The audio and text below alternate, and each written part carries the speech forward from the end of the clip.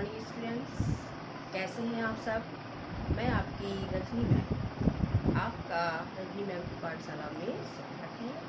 और आज मैं आपको पढ़ाऊंगी वर्तनी। ठीक है, आज मैं आपको पढ़ाऊंगी वर्तनी तथा वर्णविच्छेद। मैंने आपको वर्ण विचार वाला चैप्टर पढ़ाया था, उसमें वर्ण के बारे में और वर्णमाला के बारे में बताया था।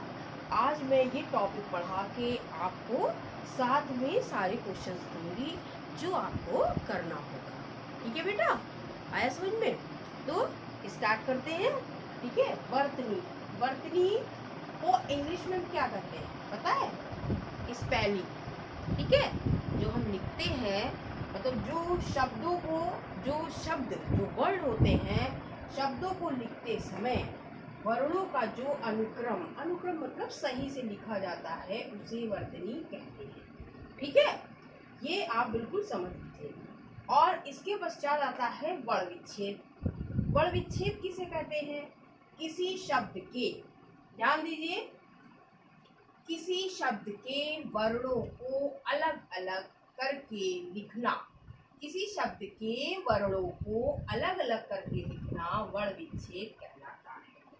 तो इसको हम इस तरह से समझेंगे, जैसे ये आपके वर्ड है, शब्द है भारत, तो इसको हम किस तरह से समझेंगे? जैसे इसको अलग अलग हम कैसे करते हैं, जैसे ये भा, ठीक है, दिख रहा है ना, और ये हमने हलंत लगाया। फिर ये आपका आ की मात्रा है, तो आपका यहाँ पर होगा बड़ा आ। फिर आपका र है, ये हमने लिखा, इसमें हलंत लगाया।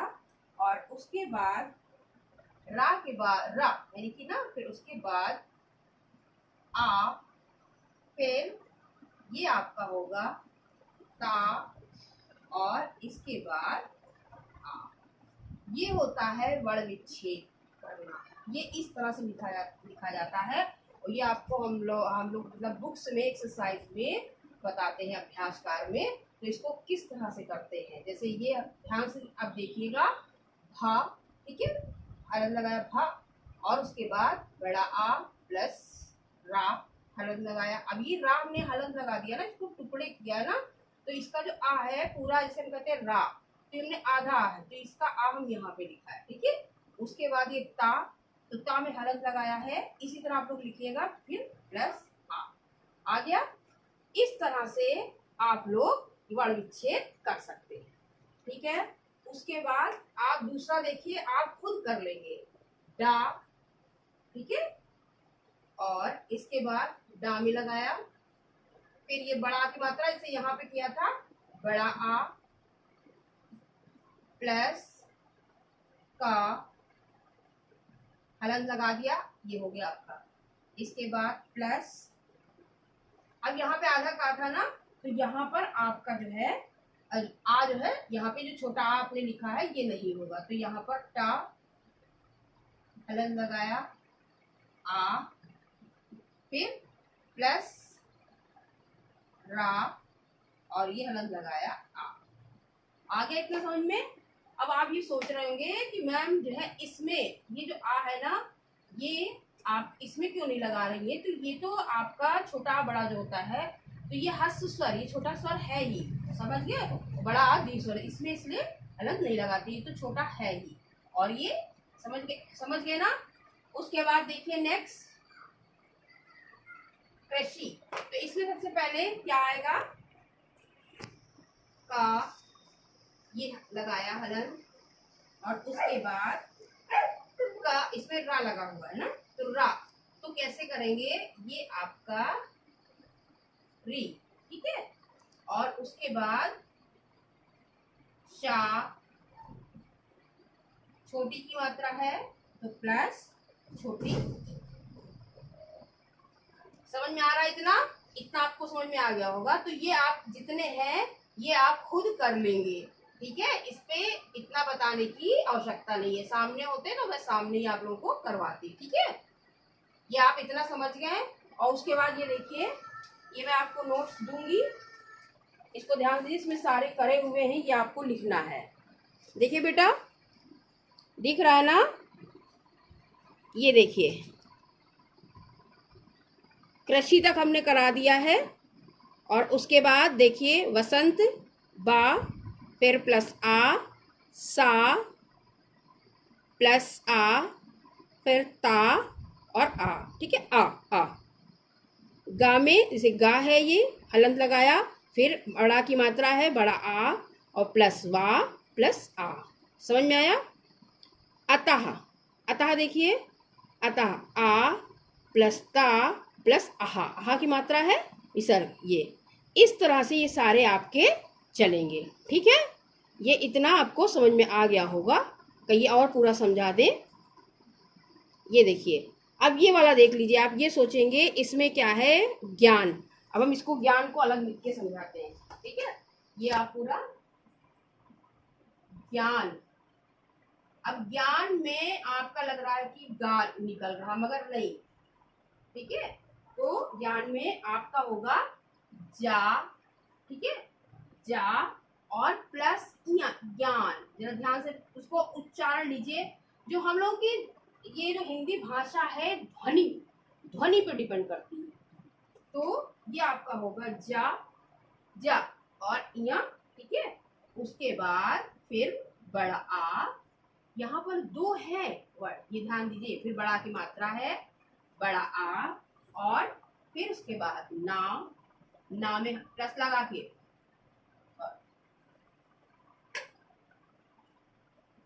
ना और उसके बाद आ गया समझ में? ये वाला देख लीजिए। और इस तरह से आप जो है ये पूरा समझ गए। और इसको आप वर्ण विच्छेद कहा जाता है कि वर्ण का विच्छेदन कैसे होता है। ये बिल्कुल कायदे से नोट्स भेजूंगी, उसमें आप करिएगा। समझ में आया? और इसके बाद हम चलते हैं, आपको भी हमने बताया कि वर्तनी किसे कहते हैं। देखिए जो हम लोग कुछ शब्द लिखते हैं उसमें जो है हम लोग छोटी मोटी गलतियां कर देते हैं, तो वो किस तरह से हमको लिखना है ये आपको बताएंगे वर्तनी में। इसमें आपको एग्जाम्पल बताते चलेंगे, आप लोग उसको समझिएगा। ठीक है,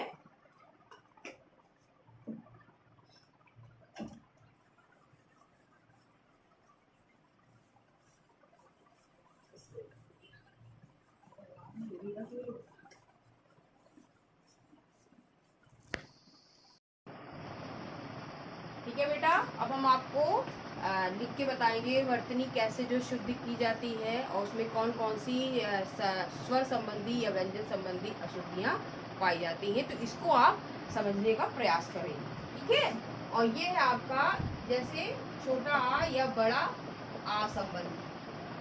ठीक है, संबंधी अशुद्धियाँ, आ शुद्ध एक। तो ये आप देखिए एक तरफ ये हम लिख रहे हैं, एक बार हेडिंग बता दे रहे, बार बार देखो। ये होगा अशुद्ध शब्द, ये शुद्ध। ठीक है, अब जैसे हम ये लिखते हैं, देखिए कुछ अशुद्धियां होती हैं, आप पढ़ेंगे आगे संधि संबंधी होती हैं, स्वर संबंधी। जब आप संधि चैप्टर पढ़ेंगे तो आपको कितने जो है वर्ड का, शब्दों का ज्ञान होगा किसमें कैसे शुद्ध किया जाता है। ठीक है, तो ये देखिए अब आपको लिख रहे हैं, जैसे ये है आगामी। ठीक, ओके। तो अब ये देखिए अशुद्ध है, समझ में आया? अब इसको हम कैसे करेंगे, आगामी। अब इसको जो है आप ये समझिए, जैसे होता है ये आगामी, आगामी। तो जब हम संधि पढ़ते हैं, जैसे हम कहते हैं ना कि जो पढ़ाएंगे आपको छोटा आ के बाद बड़ा आ, छोटा आ या बड़ा आए तो मिलकर बड़ा आ हो जाता है। समझाते हैं ना, छोटा आ या बड़ा आ के बाद छोटा आ या बड़ा आए, आए तो दोनों मिलकर क्रमशः बड़ा आ हो जाता है। तो यहाँ पर ये छोटा आ है और समझ गए, और यहाँ पर ये आया तो यहाँ पर ये हो गया आगामी, आगामी। समझ गए? आगे जब आप संधि चैप्टर पढ़ेंगे तो उसमें और आपको समझ में आएगा। इसमें आप थोड़े उदाहरण हम बता रहे हैं वो आप करते जाइए। ठीक है, जैसे ये होता है अत्याधिक, अत्याधिक। देखिए तो ये आपका अत्याधिक जो है ये गलत है। ठीक है, तो इसको कहेंगे अत्यधिक। जब आपको संधि चैप्टर पढ़ाएंगे तो आपको इन शब्दों का बहुत अच्छे से ज्ञान हो जाएगा। समझ गए? अब जैसे ये है आवास, ठीक है, तो आवास ये गलत है, तो इसका होगा आवास। अब इसी तरह जो छोटी ई और बड़ी ई संबंधी होती है शुद्धियां, ठीक है, छोटी ई और बड़ी ई संबंधी अशुद्धियां होती हैं, तो इसके अंतर्गत आपकी जैसे देखिए एग्जाम देते हो ना, परीक्षा, अब ये गलत है और बच्चे छोटी छोटी गलतियां करते हैं और उनके एग्जाम में जो है नंबर कट हो जाते हैं। तो ये आप लोग ध्यान दिया करिए। ये वर्तनी जब आती है जब आप जितना अभ्यास करेंगे, एक बार लिख लिया इसीलिए हम कहते हैं बेटा लिखिए, उसको याद करिए, तभी जो है जब बार बार आप लिखेंगे शब्द तो आपको याद होता जाएगा कि ऐसे लिखना है। जैसे परीक्षा, तो ये होगा, ये गलत है और ये सही है, ठीक है, इस चीज का ध्यान दीजिए। उसके बाद जैसे होता है ये देखिए छोटा नी रस, ठीक है, और ये आपका है, ये आप संधि चैप्टर में बहुत पहले से ये आपको समझाएंगे, नीरस। अब ये है नीरस, ये है नीरस, तो ये जो आपका सही है। समझ गए? और उसके बाद इसी तरह निरोग, निरोग, तो निरोग गलत होता है, निरोग, ये आपका हो गया, ठीक है। और इसके पश्चात ये आपका है छोटा ऊ या बड़ा ऊ संबंधी, ठीक, छोटा ऊ बड़ा ऊ। तो इसमें देखिए कुछ शब्द हैं आपको, ऊंचाई, अब ये है ऊंचाई, ऊंचाई, अब इसका आपका क्या होगा शुद्ध, तो ये होगा बड़ा ऊ लगेगा और ये ऊंचाई, ठीक है। सारे ये जो आपके स्वर संबंधी है, छोटा बड़ा छोटी बड़ी, ये सारे नोट्स हमने बनाए हैं। ये देखिए आप लोगों को ध्यान से देखिए, ये सारे लिखे, आपको सब लिखना है और सही से इसको समझना है। दिख रहा है ना बेटा? हम दो दो जो है उदाहरण बताते जा रहे हैं, उसको आप समझते जाइए। इसके बाद जैसे होता है डा, तो ये गलत है, तो ये आपका होगा, समझ में आया? अब है इसी तरह प्रभु, अब इसमें आपका होगा प्रभु, ठीक है, ये आपका शुद्ध। तो इस तरह से इसके बाद देखिए री संबंधी, री समझते हो, ठीक है, री या रा, ठीक। जैसे ये होता है, देखिए बेटा कृपा, अब कृपा में आपका ये रा लगता है, ठीक, कृपा, ओके। इसी तरह से कृपा, कृपा यानी कि का के बाद रा रहा है तो का पहले बनाया फिर ये। अब देखिए ये आपका जो आपका गलत है, ये सही,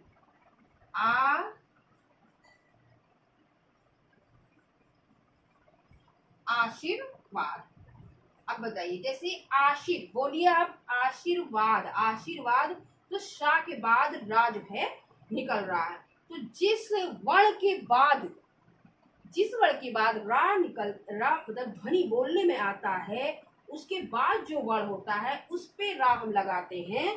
तो इसको हम कैसे लगाते हैं, ये देखिए, ये देखिए, ये रा जो यहाँ पे लगा ये गलत है, इसको यहाँ पे लगाएंगे, ठीक है, तो आपका ये आशीर्वाद सही, ठीक है, इतना आ रहा समझ में। और उसके बाद देखिए बाकी जो जैसे ये आपका है पृथक, मतलब अलग करना, तो जैसे इसमें सही आपने किया है वैसे आप जो इसको कर सकते हैं, हो गया, ठीक है। इसके बाद देखिए आपका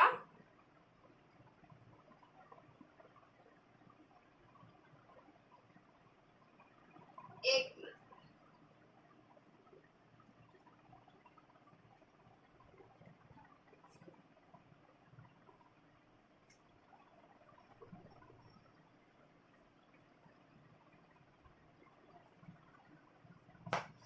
आपका जो है ए या ए संबंधी अशुद्धि, ए और ए, ठीक है।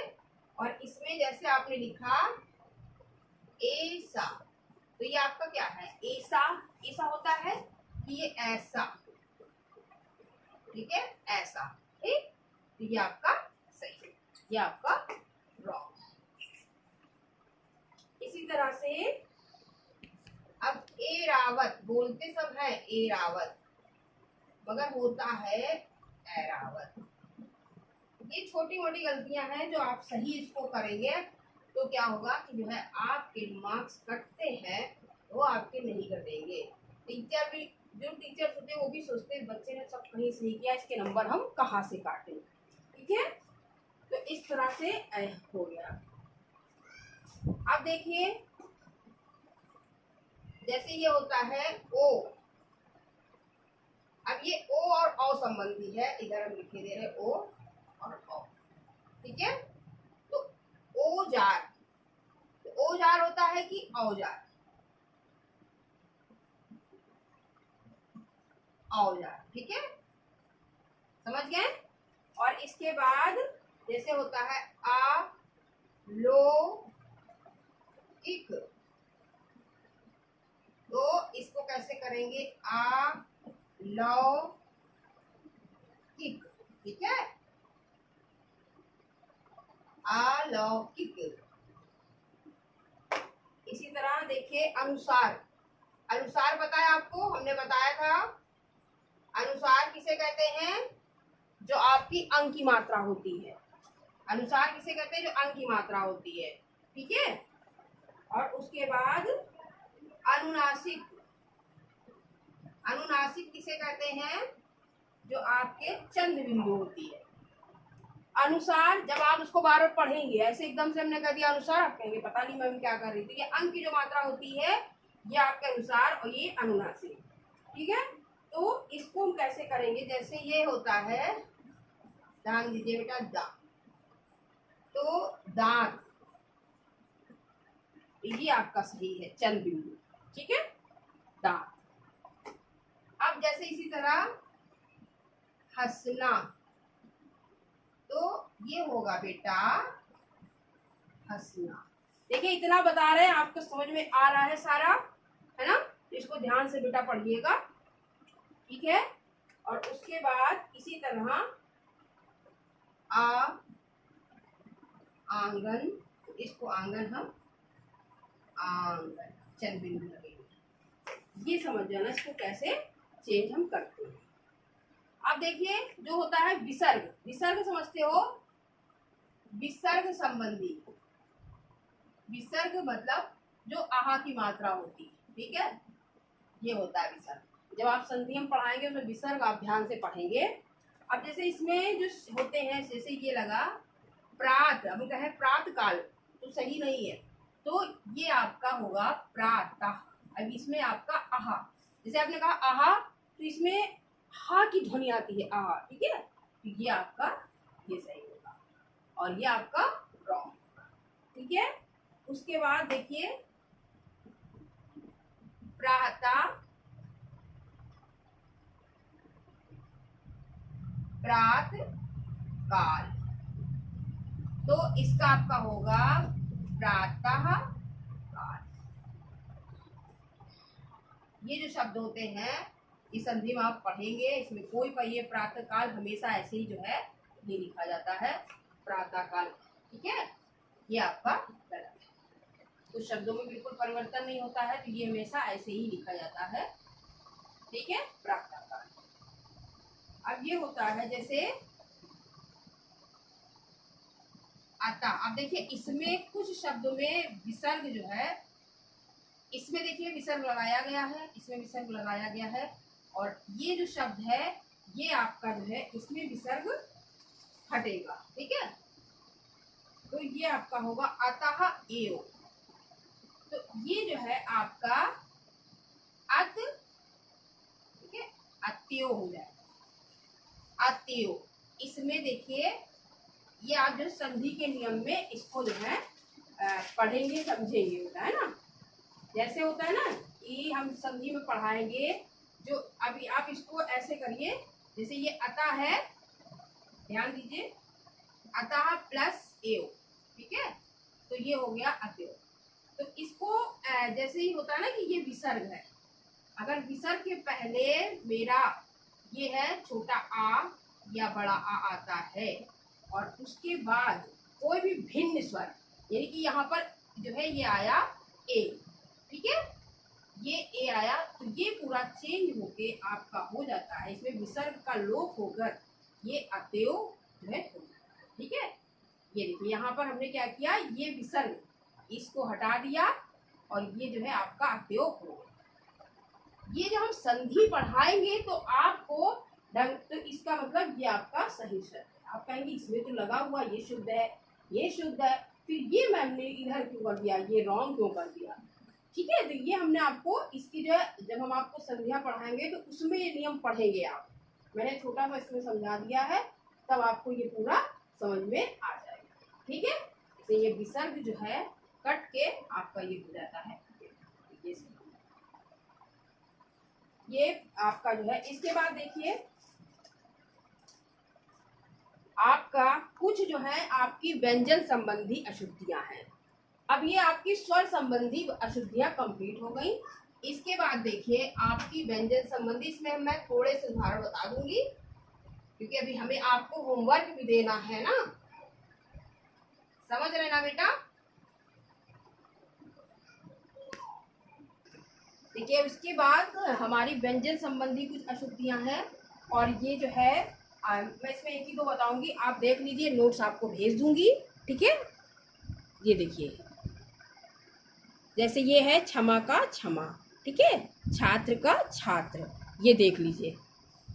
उसके बाद हम लोग पास टाइम बहुत, ये देखिए जैसे व्यंजन संबंधी है क्षमा, अब ये क्या है, गलत है, ठीक है, तो इसका होगा क्षमा। ये जब आप संधि से पढ़ेंगे तो आपको बिल्कुल समझ में आ जाएगा। अब जैसे इसी तरह है ये आपका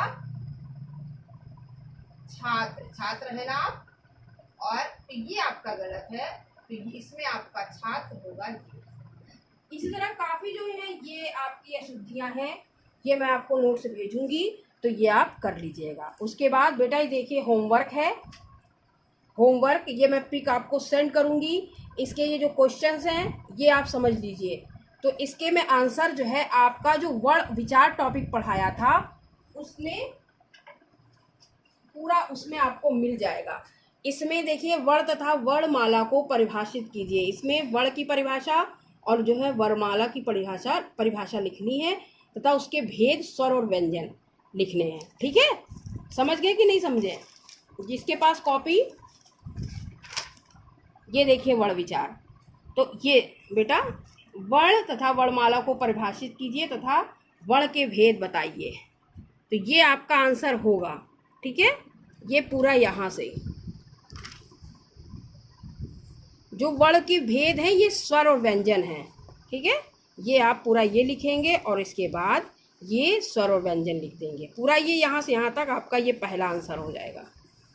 ये देखिए, ठीक है, आप कॉपी निकाल के ये कर सकते हैं। दूसरा देखिए वर्ण, स्वर तथा व्यंजन को उदाहरण सहित परिभाषित कीजिए। इसमें आपको ये जो स्वर की परिभाषा है ये आपको लिखनी है। स्वर की परिभाषा जो बिना किसी सहायता से बोला जाए, छोटा बड़ा, छोटी बड़ी, छोटा बड़ा, मतलब जो बिना किसी सहायता से बोला जाए उसे स्वर कहते हैं। फिर ये उदाहरण आप लिख दीजिएगा, आपका इतना हो जाएगा। आपको यहाँ पे लिखना पड़ेगा कि स्वर किसे कहते हैं, ठीक है, स्वर कहते हैं, और व्यंजन जो स्वर की सहायता से बोला जाए उसे व्यंजन कहते हैं। इसमें एक दो उदाहरण दे दीजिएगा, ठीक है। इसके बाद जो आपका है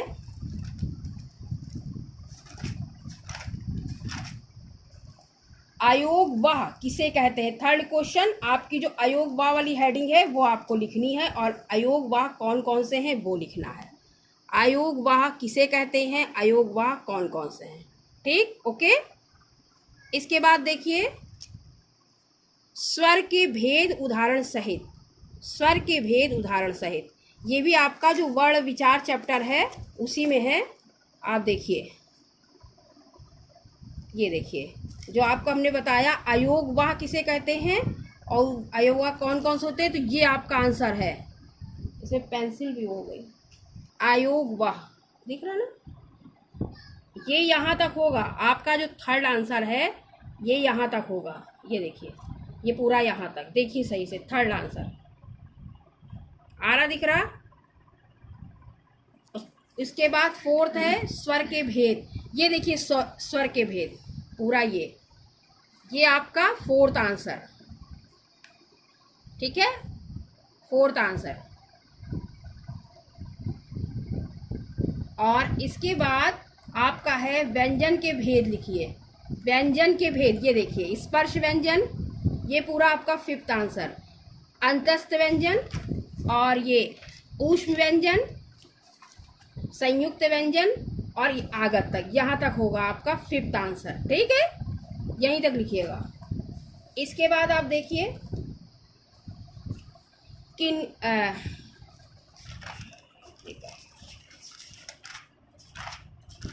आ गया, ये देखिए वर्ण विच्छेद को उदाहरण सहित समझाइए। जो आज मैंने टॉपिक पढ़ाया है वर्ण विच्छेद 6, ये देखिए, बस ये आपको परिभाषा लिखनी है और इसके बाद ये 2 उदाहरण लिख लेना बस, ठीक है। ये देखिए, ये आपका हो जाएगा आंसर, इसलिए बता दे रहे हैं जिसमें आपको प्रॉब्लम ना हो। वर्ण विच्छेद, ठीक है, उदाहरण, ये आपका 6 आंसर होगा। वर्ण विच्छेद को 2 उदाहरण लिख लीजिए, 2 लाइन लिख लीजिएगा बस। इसके बाद है वर्तनी किसे कहा जाता है, तो वर्तनी जो हमने अभी, ये है वर्तनी किसे कहा जाता है, ये आपका 7 आंसर है, ठीक है। ये आपके सारे हो गए, ये 6 हो गया, ये 7 भी 2 लाइन का है। हेडिंग डाल के आप लिखेंगे, जैसे मैंने ब्लैक बोर्ड पे बताया था वर्तनी किसे कहते हैं, वैसे आपको लिखना है। शब्दों को लिखते समय वर्णों का जो अनुक्रम लिखा जाता है उसे वर्तनी कहा जाता है, ओके। अब ये आपका जो वर्तनी तथा वर्ण विच्छेद टॉपिक समाप्त होता है। जो वर्ण विचार और वर्णमाला आपको पढ़ाई थी, ये सारे क्वेश्चन आपको करने बेटा, ठीक है।